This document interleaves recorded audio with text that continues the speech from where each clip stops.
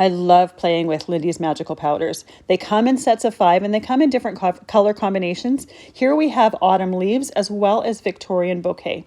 So I'm working on some mixed media cardstock on the top, and then the bottom is some black cardstock because I want you to be able to see the difference between the two. And we're going to do my favorite technique with all of them. So I like to do these powders with stencils. You don't have to use stencils, but I love the result with this each and every time. So I'm going to mist my surface and then put my cardstock down. I find that when you mist both the front and the back of the cardstock, you don't have the paper curling from the water only on one side of it. I'm going to use a fan brush and I'm just going to drop those powders on top of the stencil that is on top of my moistened cardstock. I'm going to do it with all of the colors. You don't have to. You can use only your favorite colors from each of the sets, but we're going to use all of them for both of these.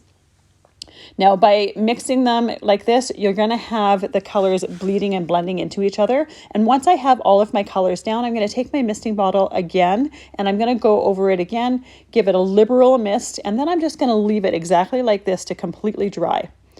I want that stencil on there to completely dry because you're going to get a really cool pattern.